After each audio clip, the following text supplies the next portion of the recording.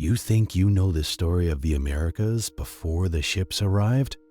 You probably picture a vast, silent wilderness, an empty, untouched continent where small, scattered tribes lived simple lives, waiting for history to begin.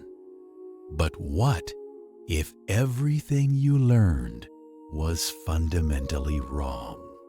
What if the land beneath your feet right now, whether you are resting in a high-rise in Chicago, a quiet suburb in London, or a house in New York, was once home to sprawling metropolises larger than medieval Paris, cities with towering earthwork pyramids, intricate highway systems, and tens of millions of people living in complex, thriving civilizations that stretch back thousands upon thousands of years.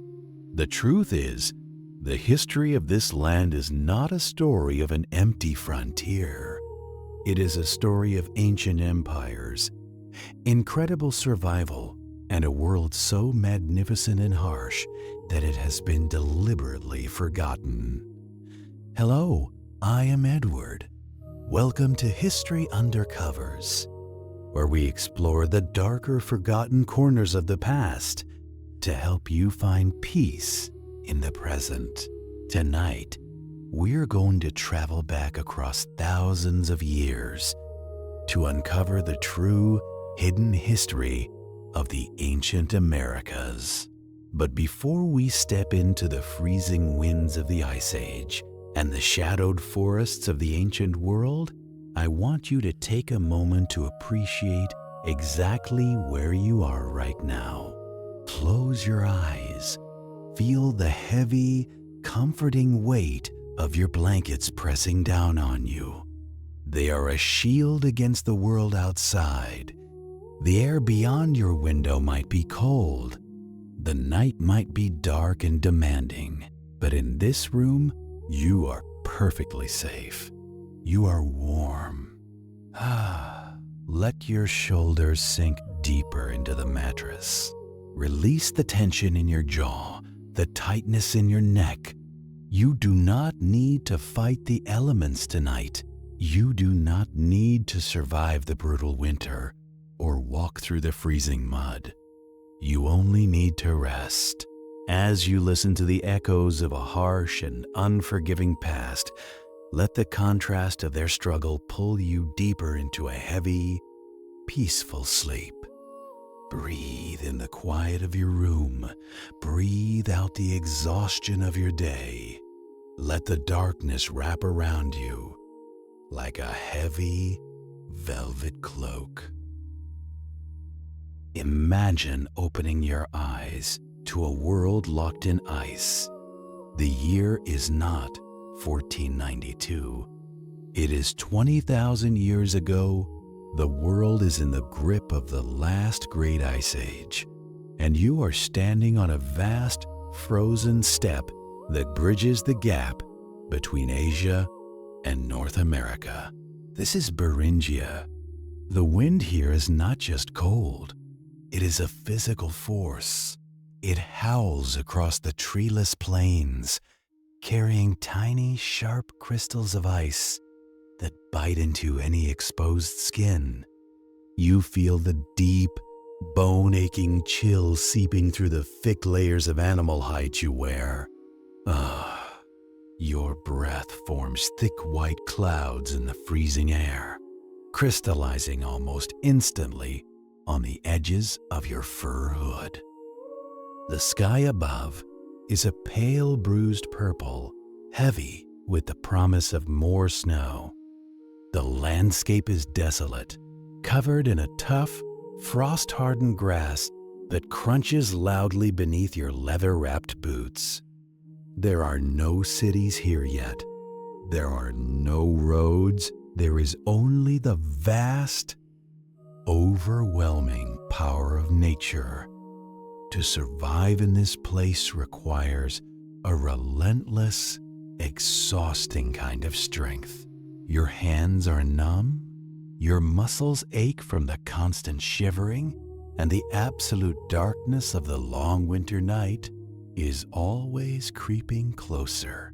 But you do not have to endure this. You can simply observe it from the soft, warm sanctuary of your bed. Let the howling wind of the ancient steppe simply be a lullaby, reminding you of how comfortable you are right now. In the distance, you see the faint, flickering orange glow of a fire. It is a small camp huddled beneath the shelter of a massive, frozen rock face. As you draw closer, the scent of burning bone and dried sage fills the air. Wood is scarce in this icy wasteland, so the fire is fed with the massive bones of mammoths, burning slow and hot. You see people huddled tightly around the flames. Their faces are weathered, lined by the brutal wind and the blinding glare of the snow. They do not speak much. Energy is too precious to waste on words. They are mending tools by the firelight, their hands moving with practiced, rhythmic precision. This is the first wave of humanity in the Americas. They are not primitive nomads wandering aimlessly. They are the ultimate survivors, sophisticated masters of the most unforgiving environment on Earth. Feel the heat of their small fire radiating against your cold cheeks. It is a desperate, fragile heat, fighting a constant battle against the crushing weight of the Ice Age winter. The smell of roasted meat and melting animal fat mixes with the sharp, clean scent of the frost. It is a hard life. Every day is a calculation of calories, of warmth, of avoiding the terrible predators that stalk the edges of the firelight, massive short-faced bears and dire wolves, whose eyes catch the firelight in the deep darkness. You can feel the constant, heavy burden of survival pressing down on their shoulders. But your shoulders are light. Your bed is soft. You are surrounded by absolute safety. As the centuries pass, the ice begins to shift. You find yourself moving south, leaving the frozen interior for the rugged, mist-shrouded coastline of the Pacific. The air here is different. It is thick with the smell of salt, decaying kelp, and cold rain. The sky is a heavy, unbroken slate gray. You are standing on a rocky beach, the freezing ocean water crashing violently against the stones. The wind whips wet strands of hair across your face. It is freezing, a damp, penetrating cold that sinks directly into your bones. Out on the churning, dark water, you see them. Small, brilliantly crafted boats made of stretched skins and carved wood, rising and falling on the massive, terrifying swells of the Pacific. These are the coastal travelers. Long before the ice sheets melted enough to allow passage by land, these ancient mariners were navigating the dangerous, iceberg-filled waters of the coastline. Imagine being in one of those small boats, the freezing ocean spray constantly hitting your face, soaking through your clothes. The terrifying depth of the dark water beneath you, the sheer physical exhaustion of rowing against the relentless current. Hands blistered and aching, muscles screaming for rest. There is no safe harbor, only the next rocky beach, the next freezing night under the open sky. You hear the rhythmic splash of their oars, a slow, steady heartbeat against the roar of the ocean. It is a lonely sound in an impossibly vast world. They are following the kelp forests, moving south along a hidden highway beneath the waves, seeking a place where the ice finally ends. The dampness, the exhaustion, the constant fear of the deep water, it is overwhelming. But as you listen to the crashing waves, let the sound wash over you. Let it pull you deeper into your mattress. You are dry. You are anchored. The storm outside cannot reach you here. Time flows forward like water carving through rock. You find yourself standing on the edge of an ancient, shallow lake. The biting cold of the north has softened slightly, replaced by a crisp, cool breeze. The ground beneath your feet is no longer ice, but wet, heavy clay. This is White Sands, New Mexico, 23,000 years ago. The world is still deep in the Ice Age, the distant mountains capped with heavy glaciers. You look down at the ground. In the slick gray mud, there is a line of footprints. You follow them with your eyes. They are fresh. The mud is still slowly oozing back into the deep impressions. You can see the shape of the toes, the heavy heel strikes. Someone was walking here, carrying a heavy burden. The footprints show the person slipping slightly in the wet clay, shifting their weight to keep their balance. Suddenly, beside the large footprints, a set of tiny ones appears. A child set down for just a moment in the cold mud before being picked up again. Imagine the feeling of that cold, wet clay squeezing between your bare toes, the sharp, uncomfortable chill of the mud against your skin, the exhaustion of carrying a heavy child across miles of slick, unforgiving terrain. The landscape is vast and open, offering no place to hide from the biting wind that sweeps across the lake. The sheer effort of moving forward, step after step, in a world that offers no easy comfort. You can feel their fatigue. You can feel the ache in their back, the numbness in their cold feet. But you do not have to take another step. Your journey tonight requires no effort. Your legs are heavy and relaxed, resting warmly beneath the covers. The cold mud, the freezing winds, the desperate struggle for a warm fire, they are just distant echoes now. You are safe in the quiet dark, drifting further away from the harsh light of the ancient world, sinking deeper into the soft, welcoming shadows of sleep. The ice has long since melted, retreating to the frozen crowns of the world. The millennia have slipped away like water over smooth stones, carrying us forward to a new era. It is now the year 1250. The heavy, damp fog of the Mississippi River Valley clings to the earth, thick and white in the early morning light. You are standing on a muddy path, the wet soil pulling at your leather shoes with every step.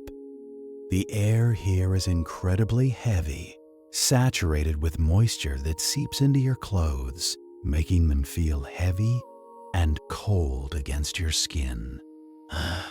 You pull your woven mantle tighter around your shoulders, trying to trap whatever small warmth your body can generate against the biting chill of the river breeze. But as you look up through the thinning fog, the shadow of something impossible begins to emerge. You are not standing in an empty wilderness. You are standing in the shadow of a metropolis. This is Cahokia. It is a city that rivals the size of medieval London or Paris, a sprawling urban center pulsing with the lives of tens of thousands of people. The smell of wood smoke is everywhere, thick and sharp, burning your eyes just a little. It is the scent of thousands of hearth fires, of burning hickory and oak, mixing with the earthy smell of roasting corn and damp clay. The smoke hangs low over the city, trapping the cold dampness beneath it. You take a deep breath of that smoky, heavy air, feeling the slight sting in your lungs, and then you let it go. You release the heavy air of the past, and you breathe in the clean, cool, still air of your bedroom. Your lungs are clear. Your breathing is slow and effortless. You do not have to endure the stinging smoke or the biting dampness of the river valley. You are simply a witness watching from the perfect, quiet safety of the dark. Before you rises Monk's Mound, a structure so massive it defies belief. It is a towering pyramid of earth rising 100 feet into the gray sky, its base covering 14 acres of land. It is larger at its foundation than the Great Pyramid of Giza, but it was not built with cut stone or wheels. It was built by hand. Imagine the staggering, back-breaking labor required to raise this mountain. Imagine the men and women digging into the heavy, wet clay with stone hoes, filling woven baskets with the freezing, muddy earth. Feel the imaginary weight of one of those baskets on your back, the rough woven fibers digging into your freezing shoulders, the strap pulling painfully across your forehead. The mud is dense and incredibly heavy.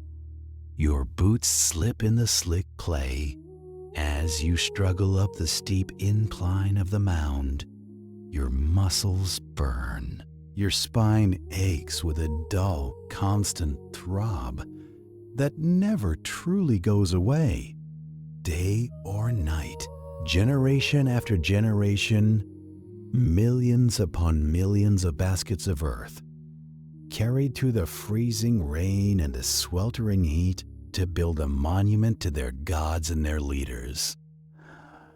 The physical exhaustion of this place is woven into the very dirt beneath your feet. But your back does not ache. Your muscles are not strained.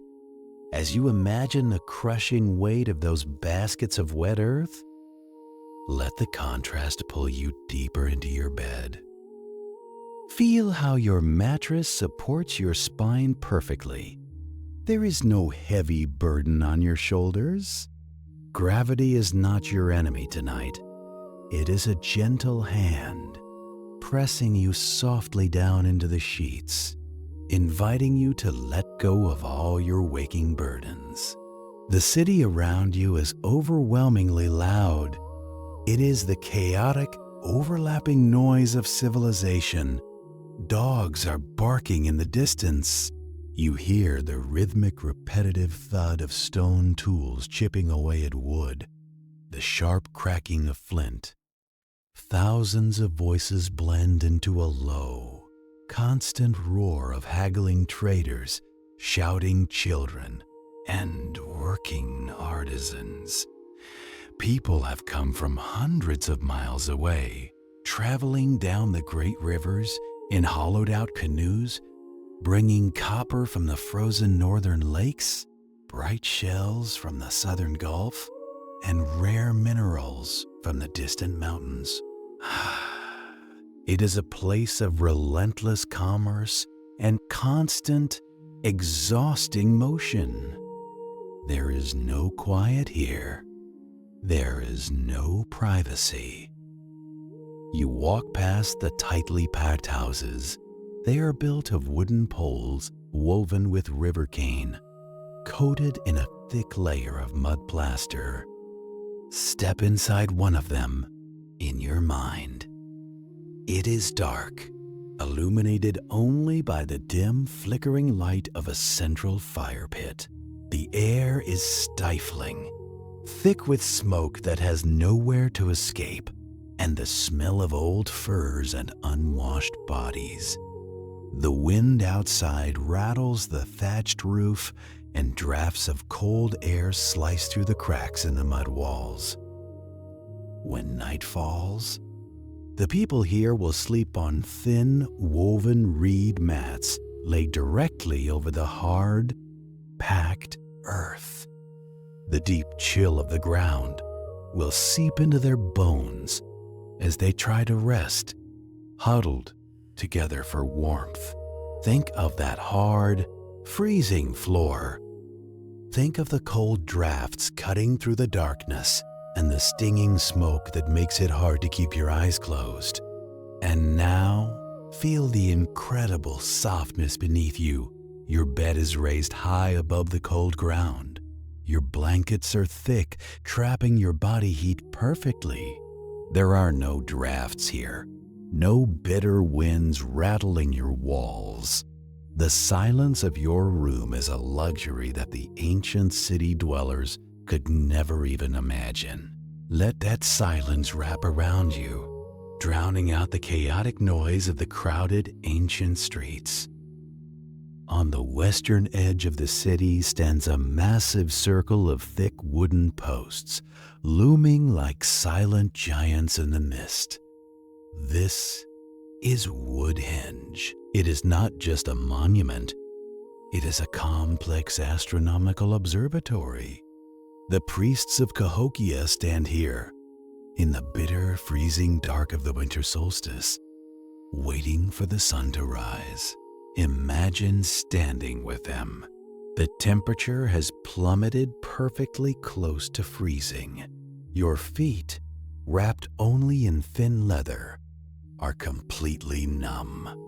The wind off the open plaza cuts through your clothes like a blade. You must stand completely still, shivering violently, your teeth chattering, waiting for hours in the absolute darkness for the first sliver of dawn to align perfectly with the wooden posts. The waiting is agonizing. The cold is a physical pain, gnawing at your fingers and toes. But they endure it, because understanding the stars, knowing exactly when the seasons will turn, is a matter of life and death for the harvest. The burden of survival is always present, an unrelenting pressure that never allows them to truly relax. But you do not have to wait in the freezing dark. You do not have to watch the stars to know you will survive the winter. You are already safe. The cold cannot touch you. The desperate struggles of the ancient city are just shadows fading into the mist. By the year 1400, for reasons we still do not fully understand, Cahokia will be abandoned. The grand plazas will empty. The fires will go out. The massive wooden walls will rot away. And the deep, silent forest will slowly reclaim the towering pyramids of Earth. All that relentless labor, all that noise, all that struggle will eventually fall quiet, returning to the earth. Everything fades. Every struggle eventually ends in stillness. As the great city of Cahokia slowly disappears beneath the creeping vines and the roots of the forest, let your own thoughts fade with it. The heavy, damp air of the river valley is vanishing, leaving only the soft, rhythmic sound of your own breathing in the dark. The dampness of the ancient river valley evaporates into nothingness. The smell of wet clay and wood smoke fades, replaced by a sudden, incredibly dry wind that parches your throat almost instantly. You have moved southwest, far from the deep green forests of Cahokia, into a landscape that feels like another planet. This is the high desert of New Mexico, the Canyon of Chaco. The sun beats down with a ferocious, blinding intensity, reflecting off the sheer, towering walls of sandstone. The sky here is a brilliant, agonizing shade of blue, entirely cloudless and indifferent. You stand in the dust of the canyon floor. The heat radiates upwards from the baked earth, shimmering in waves that distort the air around you. There is no shade. There is only the harsh, abrasive texture of the desert sand against your boots, and the sharp scent of dry sagebrush baking in the sun. The air is so incredibly dry that every breath you take feels like it is pulling the moisture straight out of your lungs. Your skin is tight, your lips are cracked, and the back of your neck burns under the relentless glare. To survive here requires a constant, desperate obsession with water, but you are not looking at a small band of desperate nomads hiding from the sun. You are looking at an empire built of stone.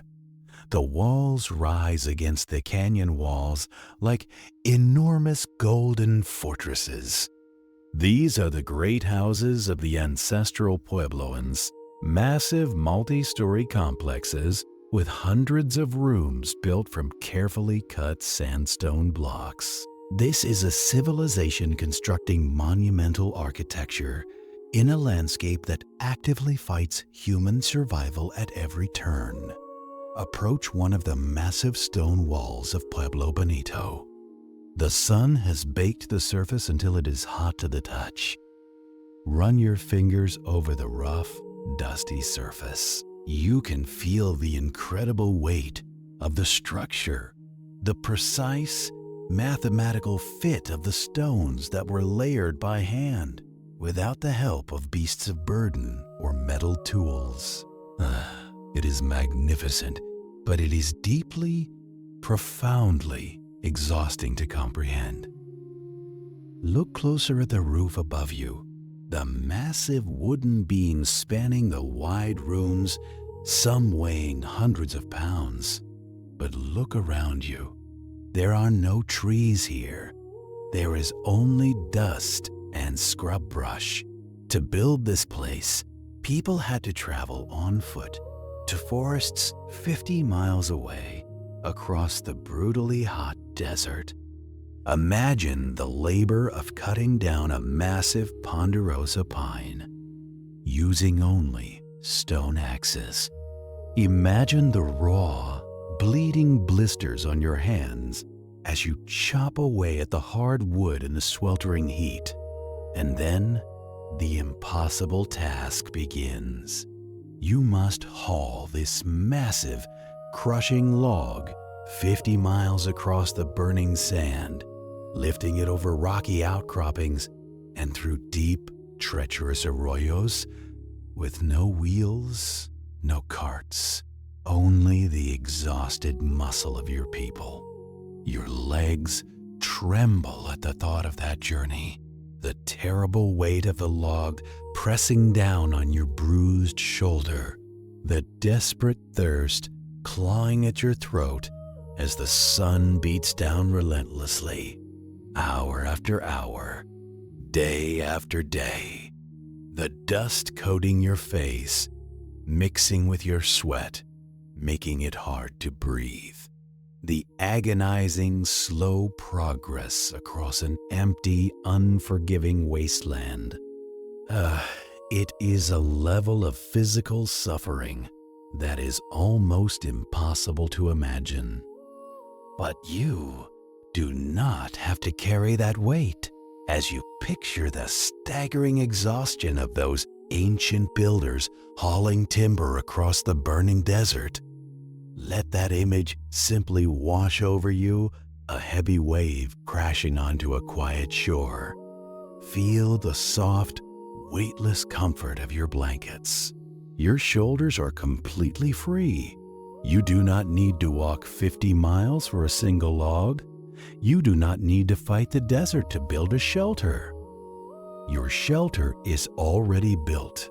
It is strong, quiet, and perfectly still. Let the intense, blinding heat of the canyon sun fade away, replaced by the cool, soothing darkness behind your eyelids. The day in the canyon eventually ends, and the desert reveals its second, crueler face. As soon as the sun dips below the canyon rim, the temperature plummets with terrifying speed. The heat evaporates into the thin atmosphere, and the desert becomes freezing. You are standing in the center of a great plaza, the sky above exploding with 1,000,000 sharp, icy stars. But the beauty is lost in the bitter, gnawing cold that immediately sinks its teeth into your bones. The massive stone walls, which baked all day in the sun, are now radiating a deep, penetrating chill.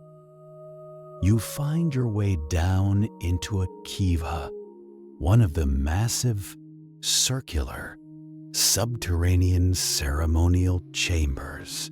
The air down here is incredibly stale, smelling heavily of damp earth and old ash. The darkness is absolute, save for the weak, flickering glow of a small fire pit in the center of the hard, packed floor. The smoke rises sluggishly towards a hole in the roof, stinging your eyes. You sit cross-legged on the freezing dirt. The cold from the earth beneath you saps whatever warmth is left in your body. It is a communal space, built for rituals and desperate prayers for rain, but tonight, it is just a cold, dark hole in the ground. You hear the wind begin to howl through the canyon above, a high, lonely sound that emphasizes the vast, empty isolation of this place. The people around you, huddled together in thick turkey feather blankets, their faces gaunt, their eyes reflecting the anxiety of survival. The rains have not come. The crops are failing. The great stone houses they spent centuries building are slowly turning into beautiful, empty tombs.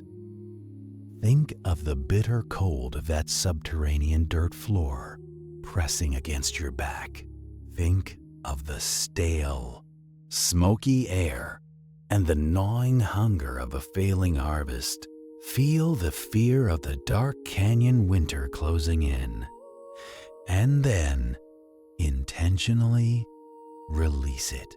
The kiva does not belong to you. The cold earth is not your bed. The howling wind of the canyon is locked far outside your window. Feel how thick and luxurious your mattress is, perfectly lifting you away from the cold floor. The air you breathe is clean, cool, and effortless. Your room is a sanctuary, insulated against the terrifying extremes of the desert. The fear and exhaustion of the ancient world are not yours to carry. You are allowed to let them go, sinking deeper into a heavy, peaceful rest. The journey continues, pushing further north into the towering cliffs of Mesa Verde. The landscape rises into a high, rugged plateau cut by deep, sheer canyons. Here, clinging desperately to the vertical sandstone faces, are the cliff dwellings, entire villages built directly into massive, overhanging alcoves, suspended hundreds of feet above the valley floor. You find yourself standing on a narrow, terrifying ledge. Below you is a sheer drop, hundreds of feet straight down into a dry wash. The wind here is sharp, constantly pulling at your clothes, threatening to unbalance you. The path to the village is not a road. It is a series of shallow handholds and footholds painstakingly carved directly into the vertical cliff face. Imagine the absolute terror of climbing that wall every single day. You must carry heavy water jugs woven from yucca fibers filled to the brim from a slow trickle in the canyon below. The weight pulls you backward. Your fingers cramp and bleed as you grip the shallow indentations in the rock. Your toes slip on the smooth, weathered sandstone. One mistake, one momentary loss of concentration, and you fall into the abyss. You carry your children this way. You carry your harvest this way. Your entire life is suspended on a treacherous, exhausting precipice. Every step is an act of sheer, terrifying will, but your feet are firmly planted on the soft sheets. There are no terrifying ledges in your bedroom. There is no abyss waiting below you. The exhausting, heart-pounding climb of Mesa Verde is completely irrelevant to you now. Let the tension in your fingers and toes melt away entirely. Let the heavy, safe gravity of your bed pull you down, assuring you that you cannot fall. You are anchored. You are safe. The ancient, terrifying heights are fading into the darkness of sleep. The dry, abrasive wind of the canyon dies down completely, and the terrifying heights of the cliff dwellings vanish beneath you. The harsh, baking sun is swallowed by an immense, dark canopy of green. You find yourself plunged into the deep, suffocating humidity of the Amazon basin. The air here is instantly heavy, thick with moisture, and the intense, overwhelming scent of rotting vegetation and massive blooming orchids. The heat is immediate and completely oppressive, wrapping around you like a heavy, wet blanket that you cannot throw off. You are standing in the middle of what looks like a wild, untamed jungle. The vegetation is incredibly dense, towering mahogany and Brazil nut trees reaching hundreds of feet into the sky, blocking out almost all sunlight. The forest floor is dark, damp, and swarming with life. Every breath you take feels labored, pulling hot, thick air into your lungs. You swat continuously at the relentless swarms of insects buzzing violently around your face. The noise of the jungle is deafening, a chaotic, piercing cacophony of shrieking monkeys, trilling insects, and the heavy, constant drip of water from the broad leaves above. It feels like absolute, primal wilderness. But as you look closer at the dark soil beneath your boots, you realize you are not in a wilderness at all. You are standing in the middle of an ancient, continent-spanning garden. This is the Terra Preta, the Black Earth. The soil here is incredibly dark, rich, and unnatural. It is completely different from the pale, nutrient-poor dirt of the rest of the rainforest. You kneel down in the sweltering heat. The mud sticks thickly to your trousers, and sweat immediately runs down your forehead, stinging your eyes. You plunge your hands into the soft, dark earth. It is warm and loamy, smelling heavily of ancient charcoal, crushed bone, and broken pottery. The indigenous people of this region did not just survive the jungle, they engineered it.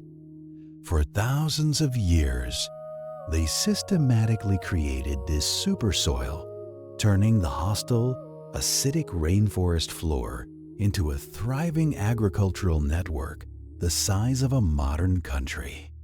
Imagine the relentless, backbreaking labor required to maintain this massive ecosystem. The constant, terrifying battle against the encroaching jungle. You must chop down massive hardwood trees using nothing but stone axes. The agonizingly slow progress taking days for a single trunk.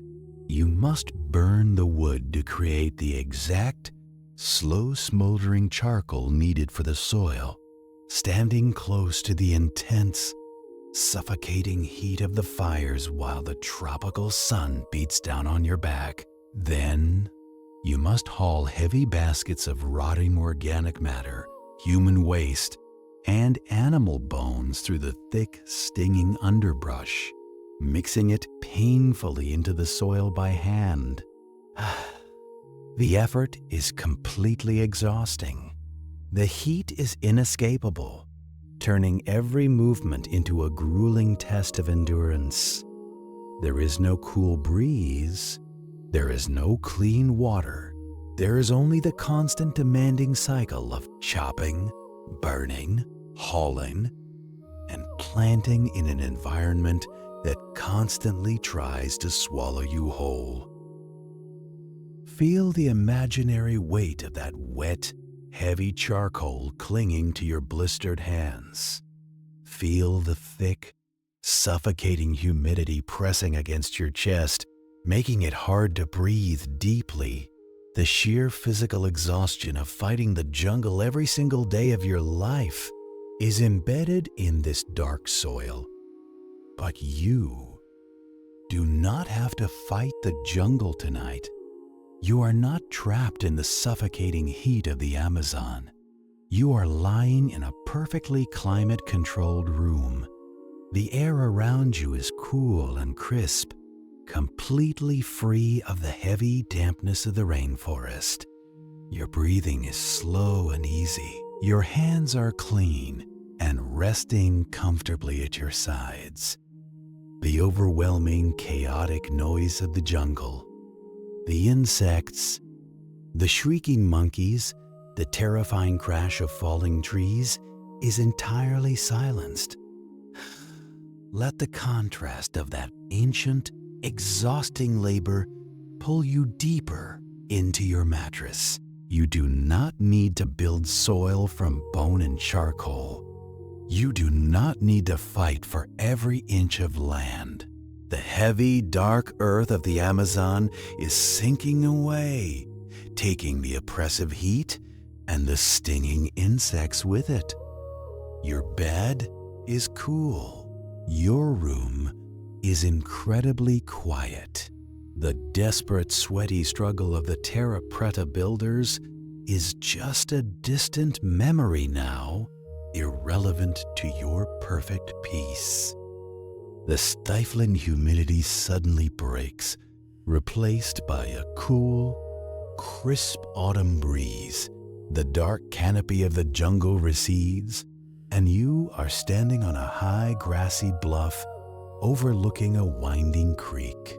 You have moved far to the north, to the rolling hills of the Ohio River Valley.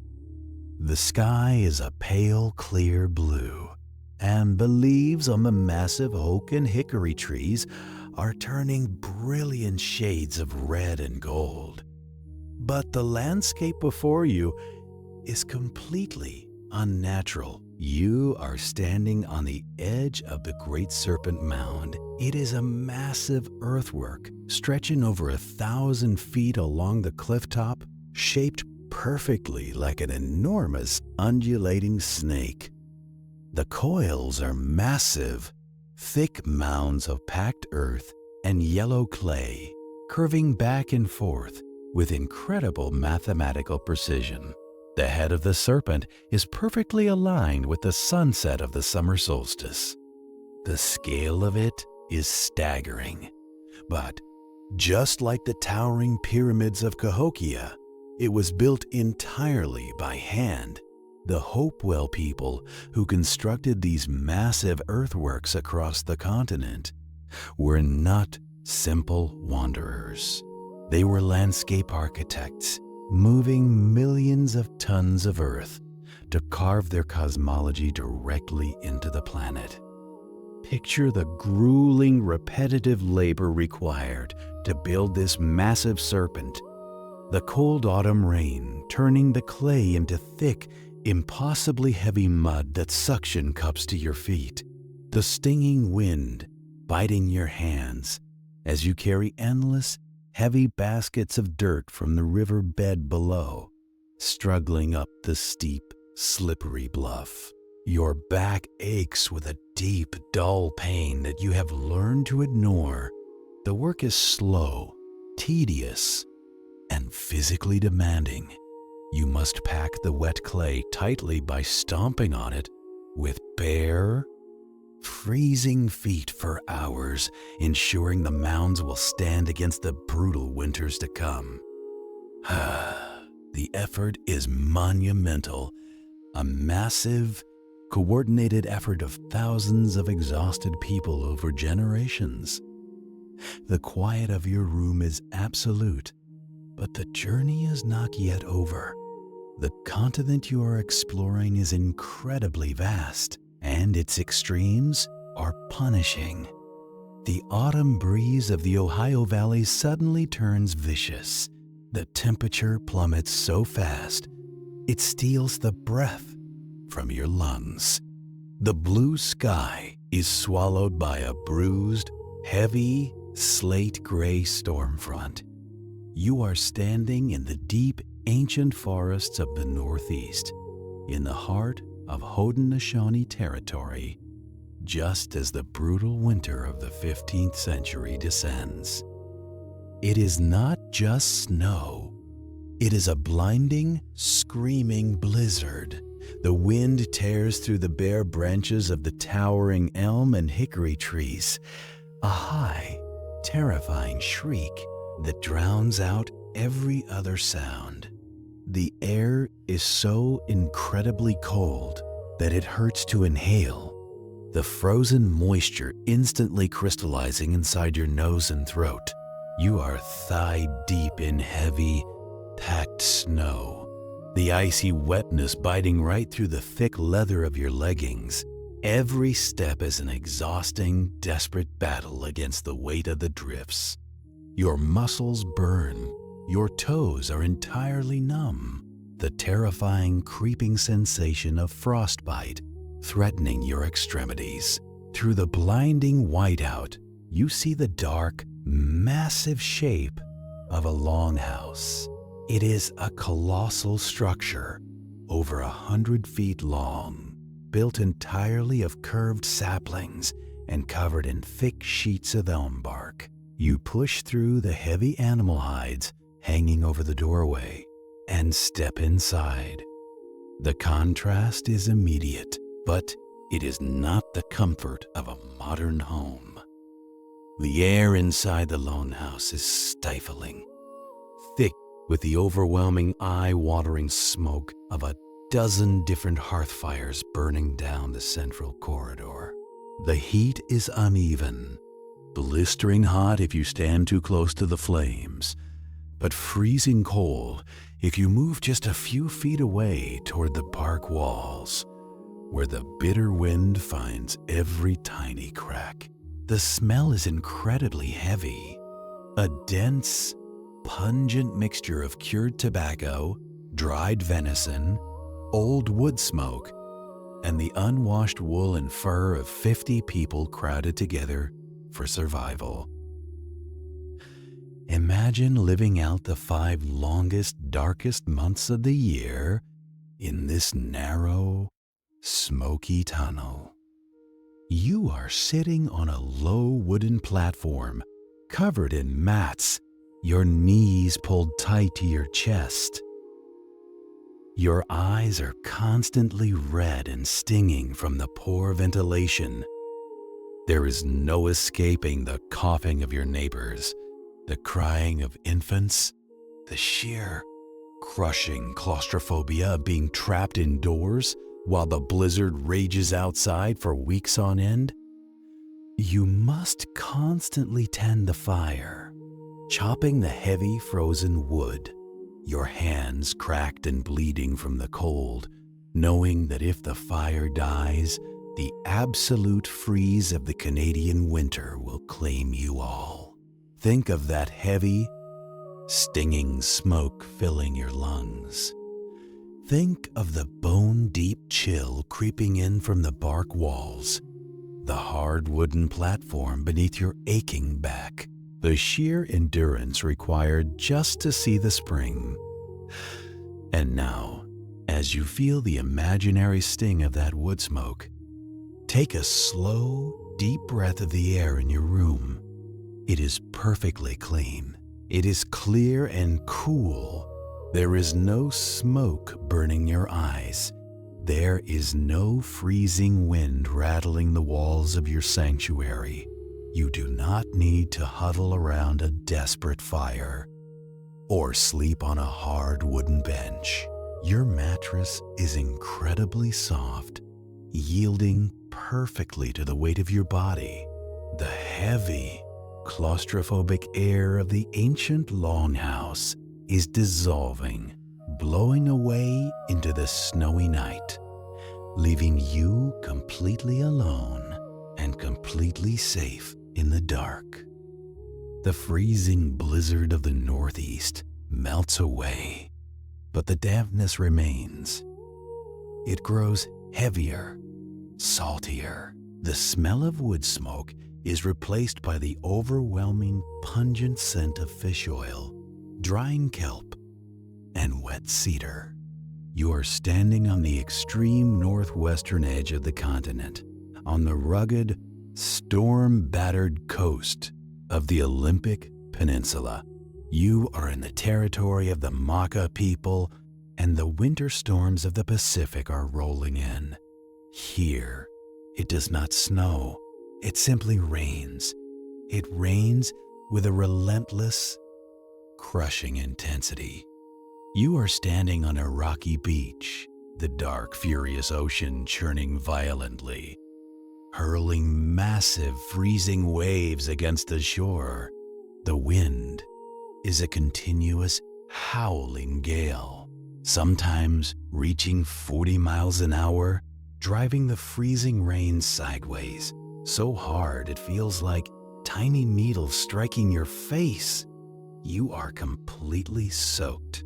The heavy, cedar bark rain cape you wear is sodden and incredibly heavy, dragging your shoulders down. The wet, cold seeps into your very marrow, a damp chill that no fire seems able to truly chase away. You look toward the village. The massive cedar plank houses, some 60 feet long, stand defiantly against the storm. Inside, the people are preparing for the whale hunt. To survive in this brutal, storm-lashed environment, they must do something terrifying.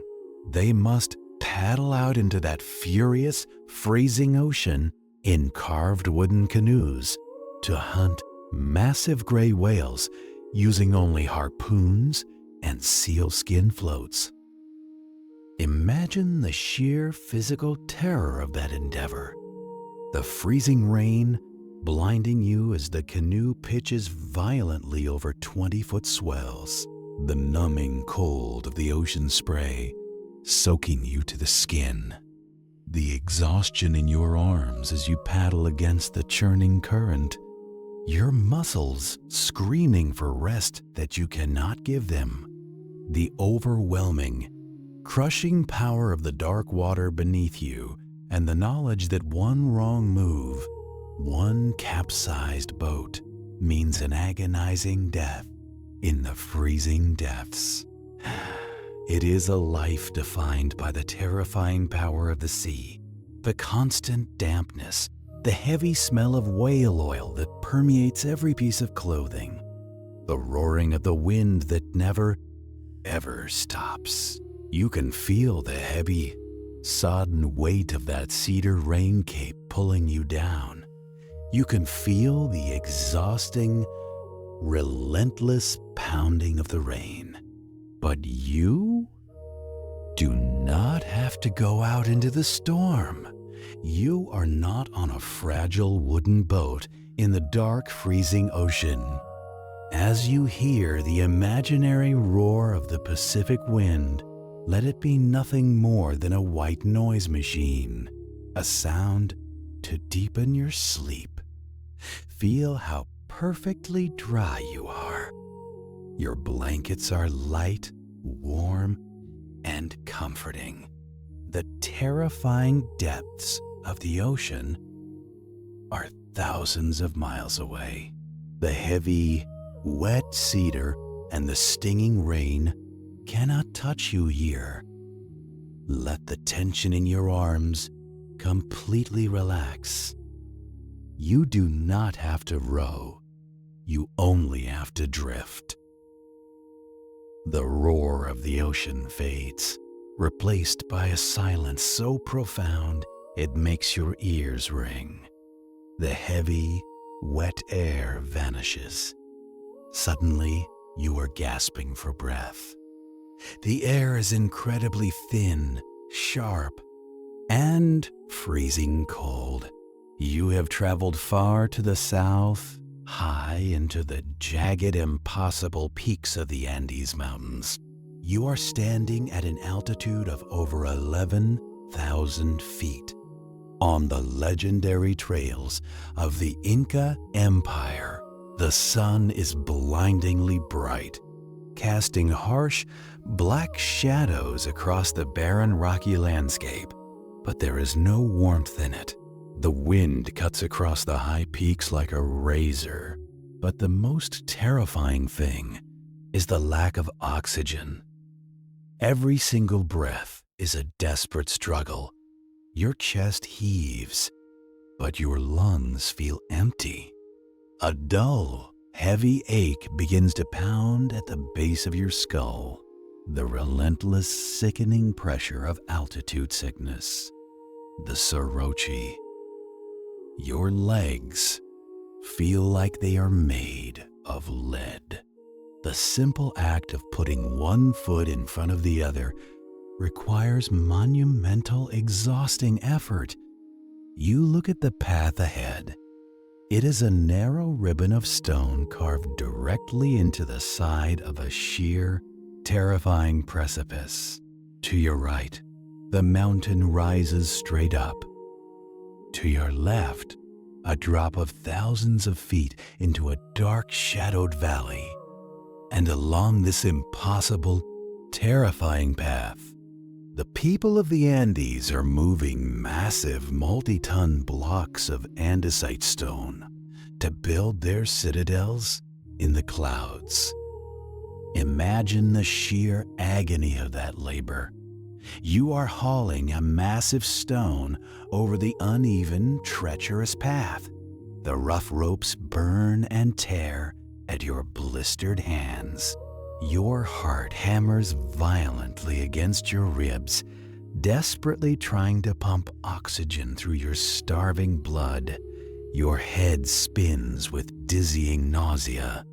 The freezing wind whips at your face, and the terrifying drop into the abyss is always just inches away from your feet. One slip of your sandal on the frost-covered stone, one moment of weakness in your exhausted arms, and the weight of the stone will drag you over the edge. It is a world of constant, dizzying exertion, in a landscape that actively starves you of breath. The cold, the nausea, the terrifying heights, the agonizing, muscle-tearing labor. You can feel the heavy, sickening throb in your head. You can feel the desperate gasping of your lungs. And then, as quickly as it appeared, let it go. Deliberately release the high mountains. Feel the heavy, rich, oxygen-filled air of your bedroom filling your lungs. Take a deep, satisfying breath. It is completely effortless. Your heart is beating slowly, calmly, with perfect rhythm. The dull ache in your head vanishes, replaced by a soft, heavy relaxation. There are no terrifying precipices here. You are lying on a wide, flat, incredibly safe surface. You do not need to pull heavy stones through the freezing wind. All the exhausting labor of the ancient world, the suffocating smoke of the longhouse, the freezing, terrifying storms of the coast, the breathless, dizzying heights of the Andes, they are all far away, locked in the deep past. Their monumental struggles are over. The continent rests, and so must you. The dizzying, breathless heights of the Andes slowly dissolve into the shadows. The terrifying cliffs and the crushing weight of the massive stones vanish. But the cold does not disappear. It deepens. It becomes something absolute, something ancient, and incredibly hostile. The wind carries you far away from the mountains, plunging you thousands of miles to the extreme, frozen edge of the world. You are standing on the sea ice of the high Arctic. The year is 1000 AD, and you have entered the world of the Thule people, the ancestors of the modern Inuit. You are enveloped in the terrifying, endless black of the polar night. For months on end, the sun does not rise above the horizon. There is no dawn, no dusk, only a sprawling, crushing darkness illuminated faintly by the haunting, shifting green glow of the aurora borealis and the cold, unblinking stars. The temperature here is not just uncomfortable, it is lethal. It is 50 degrees below zero. At this temperature, the cold is a living, predatory entity that actively hunts for any weakness, any exposed sliver of skin. The air is so brutally frigid that it feels heavy, almost solid. When you inhale, your nostrils stick together instantly. The moisture from your breath freezes into tiny, sharp icicles on your eyelashes and the fur of your heavy caribou parka. You are sitting perfectly, agonizingly still on the frozen surface of the Arctic Ocean. Beneath you is hundreds of feet of dark, freezing water, separated only by a few feet of groaning, shifting ice. You are waiting by a small hole in the ice, waiting for a seal to come up for air. To survive in this ultimate wasteland, the hunters must sit completely motionless for hours, sometimes entirely a whole day, in the pitch-black, freezing wind. Imagine the sheer physical torture of that stillness. You cannot stamp your feet to warm them. You cannot wave your arms. The smallest crunch of snow will echo through the ice and scare the prey away. condemning your family to starvation. Your toes have long since lost all feeling, turning into blocks of wood inside your sealskin boots. A deep, dull ache settles into the marrow of your bones. Your blood feels like sluggish, freezing slush moving through your veins. The wind screams across the flat expanse of the ice, a constant deafening roar that batters against your hood, trying to rip the precious body heat right out of your chest. Every second is a brutal test of endurance, a fight to keep your mind focused while your body slowly shuts down from the catastrophic cold. Think of that paralyzing, terrifying freeze. Think of the agonizing stiffness in your joints, the fear of the shifting ice beneath you, the overwhelming pressure of the absolute dark. And now, slowly, deliberately, pull yourself away from the ice hole. The Arctic wind cannot touch you. The frozen ocean is completely powerless against the warmth of your room. Feel the incredible, life-giving heat trapped under your blankets. Wiggle your toes. Feel how warm and responsive they are, wrapped in soft fabric, completely safe from the frost. You do not need to sit still. You do not need to endure the agonizing cold of the polar night. You are enveloped in a luxurious, profound warmth that reaches deep into your bones, melting away all the tension, all the shivering, all the desperate survival of the ancient North. Let the dark, frozen expanse of the Arctic simply become a cool, quiet blanket over your sleeping mind. The brutal, cracking sounds of the sea ice slowly morph into a different kind of noise, a wet, heavy, sucking sound. The lethal freezing air vanishes, replaced instantly by an atmosphere so thick, hot, and humid you can barely draw it into your lungs. The darkness of the polar night breaks into a blinding, hazy, sweltering glare. You have fallen from the top of the world into the deep, stagnant waters of the extreme south. You are in the dense, rotting mangrove swamps of the Florida Peninsula. 500 years ago, this is the kingdom of the Calusa people. They are not farmers. The land here is too wet, too unstable, too hostile for crops.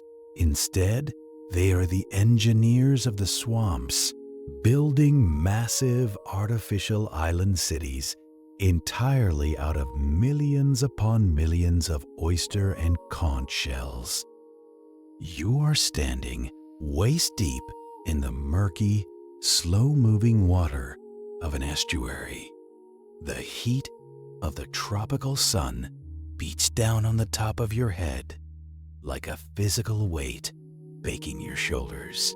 The humidity is absolute, 100% moisture in the air, meaning your sweat cannot evaporate.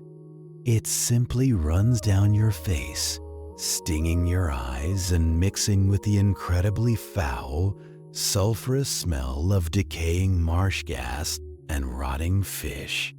The air around you is a literal cloud of biting insects. Massive swarms of mosquitoes and biting flies relentlessly attack your neck, your arms, and your face. You cannot swat them all away. You must simply endure the constant, maddening itch as you work. And the work is devastating. You are reaching deep into the muddy, unseen bottom of the estuary to harvest massive, heavy clusters of shells. Your bare hands are covered in hundreds of tiny, stinging cuts from the razor-sharp edges of the broken oysters. The salt water seeps into the fresh cuts, burning intensely.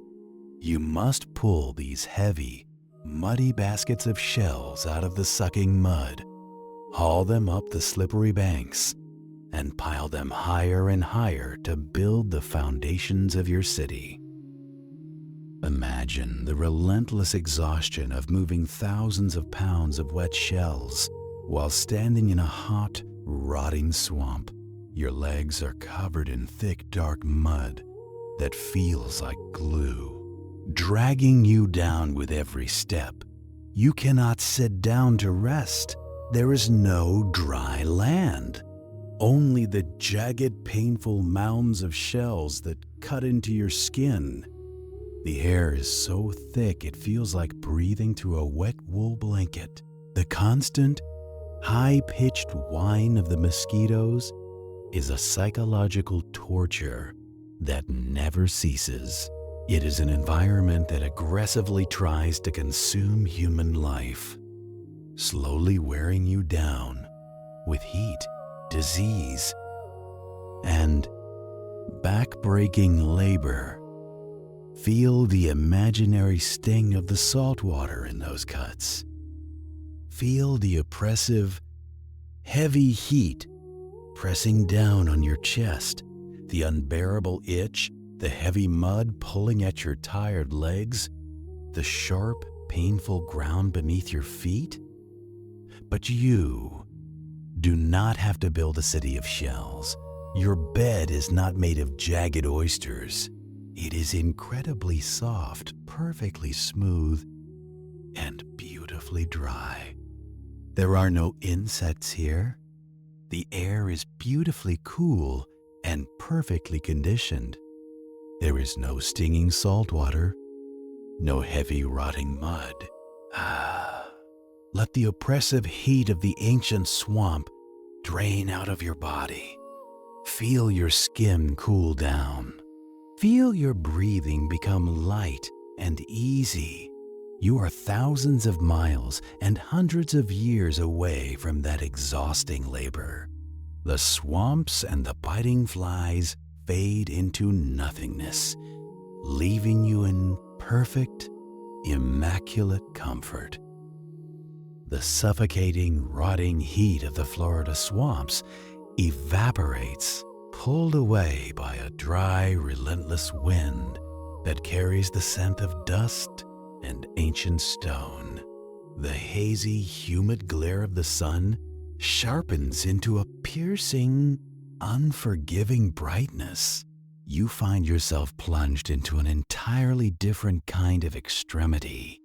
You are standing in the vast, cracked emptiness of the Mojave Desert. 1,000 years ago, this is the territory of the ancestral Mojave and Kemehuevi peoples. It is a landscape so stark and brutal, it seems almost lunar. The ground beneath your feet is a blinding white expanse of dry salt flats, reflecting the sun with an intensity that forces you to squint painfully. The air is so incredibly dry that the moisture on your tongue vanishes the moment you open your mouth. You are embarking on a trading journey across this desolate wasteland. You must cross 100 miles of this blistering, waterless expanse on foot. The heat rising from the cracked earth is a physical presence wrapping around your legs like a thick, heavy blanket of fire. The temperature is well over 100 degrees, but there is no sweat on your skin. It evaporates instantly into the parched air, leaving behind only a fine layer of gritty, stinging salt. Imagine the sheer physical agony of walking across this blinding expanse. Your feet, protected only by thin sandals woven from yucca fibers, are battered and bruised by the sharp, uneven ridges of the salt crystals. With every step, The coarse ground grinds against your soles. Your legs feel incredibly heavy, sapped of all energy by the relentless pounding heat. But the worst part is the thirst. It is not just a desire for water, it is an all-consuming, desperate panic screaming from every cell in your body. Your lips are cracked and bleeding, your throat feels like it is lined with dry sand. Swallowing is a painful, scraping effort. You carry a heavy, pitch-coated water jug on your back, but its contents are terrifyingly limited. You must ration every single drop, drinking only enough to keep your organs from shutting down as you march beneath a sun that feels like an open furnace. The glare of the salt flat burns your eyes, causing dark spots to dance in your vision. The sheer willpower required to force your exhausted, dehydrated body to take another step is staggering. Think of that unbearable, dry heat. Think of the cracked lips, the agonizing thirst, the heavy, bruising steps on the sharp salt. And now, slowly, deliberately, let the Mojave fade. Let the blinding sun disappear behind the cool, dark eyelids of sleep. The agonizing thirst is completely gone. You can reach out and touch the glass of water on your nightstand, knowing it is full, cool, and easily available. But you do not even need it right now. Your body is perfectly hydrated. The air in your room is soft and balanced. There is no blistering sun, no miles of jagged salt to cross. You are resting on a surface that is forgiving and gentle. The grueling march across the desert is over. You have arrived at your sanctuary. You do not need to walk another inch.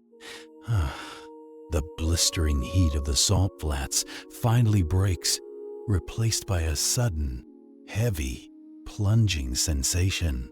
The blinding white light vanishes into an immense, suffocating darkness. The dry air is replaced by an atmosphere that is cold, incredibly damp, and smells heavily of old dust and stagnant water. You are moving deep underground. You are in the sprawling, terrifyingly massive cave systems of the Ozark Mountains. Thousands of years ago, long before European spelunkers charted these depths, the indigenous peoples of this region ventured miles into the pitch-black labyrinth to mine deep veins of chert and flint for their tools. You are crawling through a narrow, jagged limestone tunnel, hundreds of feet beneath the surface of the earth. The darkness here is absolute, an ancient, unbroken black that feels heavy and oppressive. The only light comes from a tiny bundle of burning river cane you hold in your hand. It casts long, monstrous, flickering shadows against the jagged, wet walls. The air is thin and incredibly stale, heavy with the smell of wet clay, bat guano, and the slow, agonizing drip of water echoing endlessly in the deep caverns. The temperature is a constant, clammy 50 degrees, a damp cold that slowly seeps through your thin clothing and settles painfully into your joints. Claustrophobic terror of this labor. You are wedged tightly between two massive slabs of freezing, wet limestone. The ceiling is so low that the cold rock constantly scrapes against your back. You must chip away at the hard flint with another stone, your arms cramped, your knuckles bleeding, inhaling the sharp, gritty dust of the shattered rock in an incredibly confined space. The silence between the strikes of your stone is terrifying. It is the crushing silence of millions of tons of solid rock pressing down directly above your head. If your small, fragile torch burns out, you will be plunged into an eternal, inescapable darkness. If a rock shifts, if a tunnel collapses, you will be buried alive in the frozen heart of the mountain, miles from the sun. The sheer psychological weight of the darkness, combined with the damp cold and the agonizingly cramped labor, is enough to break a modern mind. Feel the imaginary weight of that massive mountain pressing down on you. Feel the cold, wet limestone scraping painfully against your shoulders, the stale, dusty air clogging your throat, the terrifying claustrophobic grip of the narrow tunnel. But you are not trapped in the dark. The crushing weight of the mountain is an illusion. Feel the absolute freedom of the space around you. You can stretch your arms wide. You can turn over easily. There is no heavy, wet rock above your head. Your ceiling is high. Your room is open and airy. You do not need a desperate flickering torch to keep the darkness at bay. The darkness in your room is safe, comforting, and entirely under your control. The terrifying damp depths of the ancient caves are locked away deep in the earth. You are resting safely on the surface, free, warm, and unbound. Let the heavy, crushing stone dissolve into the light, soft fibers of your blankets. The journey across this vast, ancient, and unforgiving continent is finally drawing to a close. You have witnessed a history that was deliberately erased. You have stood in the freezing, howling winds of the Ice Age tundra. You have choked on the heavy, damp smoke of the massive city of Cahokia. You have baked under the terrifying sun of the Chaco canyons and hauled heavy stones across the dizzying, breathless peaks of the Andes. You have endured the stifling, rotting heat of the Terra Preta jungles and the agonizing, claustrophobic depths of the ancient flint mines.